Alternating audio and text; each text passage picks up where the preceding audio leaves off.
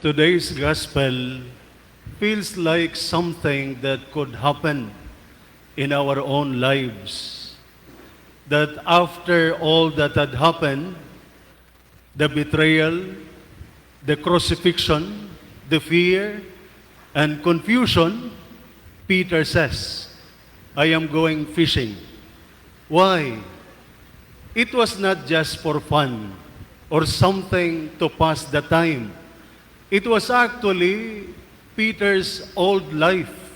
It was Peter's comfort zone before he met Jesus. And so it was like Peter was saying, I do not know what to do anymore. I failed. And so I have to go back to what I know. Brothers and sisters,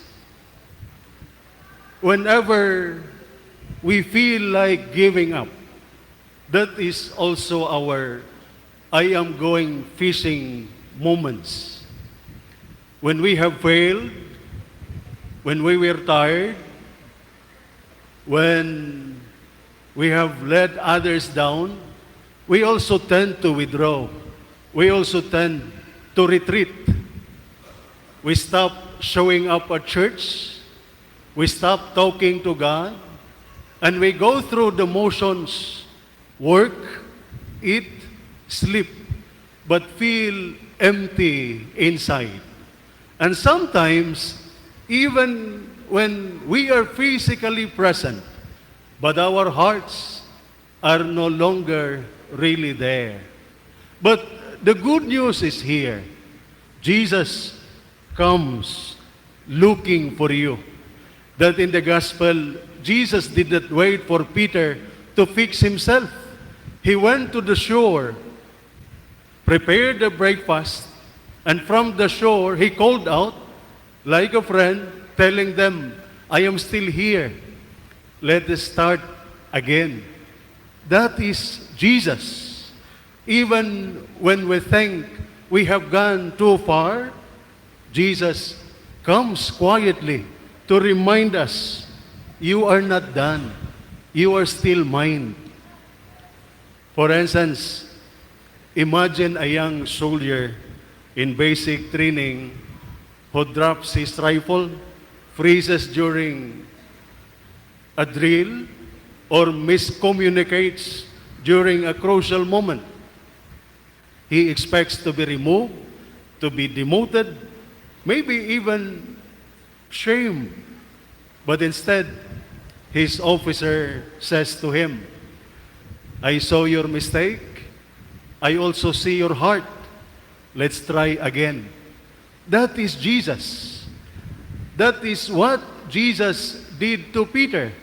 And that is what Jesus does to each of us.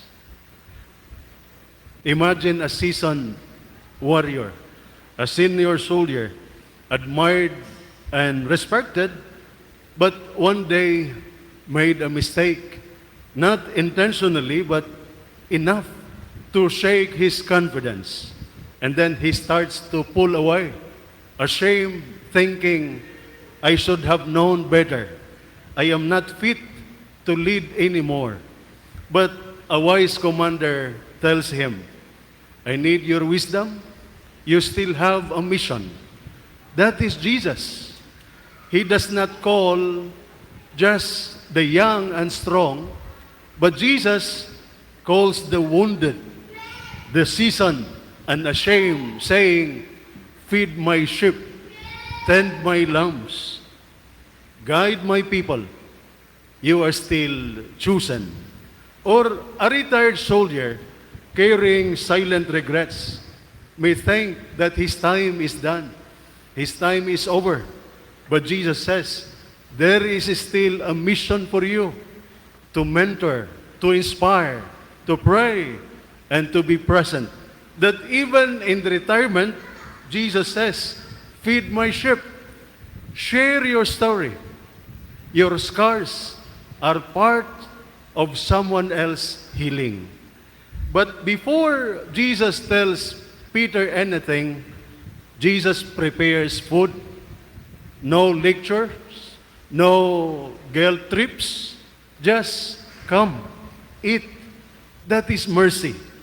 That Jesus feeds our tired souls first, so that when He says, follow me, we have the strength to say yes. It's a reminder that we cannot pour from an empty cup. Before you go back to leading, serving, and loving, let Jesus fill you up first. Now, picture the scene. Jesus turns to Peter and 3 times he asks, do you love me? It is not because Jesus did not know the heart of Peter, but it is to heal the 3 times Peter denied Him. Not, why did you fail? Not, can I still trust you? But just, do you love me? That is the kind of Lord that we serve. The Lord who sees our worst moments, but still calls us by name. Brothers and sisters, maybe you have made mistakes in work, in duty, in family, in your faith. Maybe you have stopped praying. Maybe you have distanced yourself from your calling. And maybe you feel unworthy. But now Jesus comes with a breakfast of mercy and a question of love. Do you love me? And if your answer is, yes, Lord, even if it's tired, even if it's not perfect, then Jesus says to you, follow me again. I still trust you. And maybe this very Holy Mass is your breakfast with Jesus. A quiet moment where Jesus feeds your tired soul, forgives your failings, and gently says, I am still here. Let us begin again.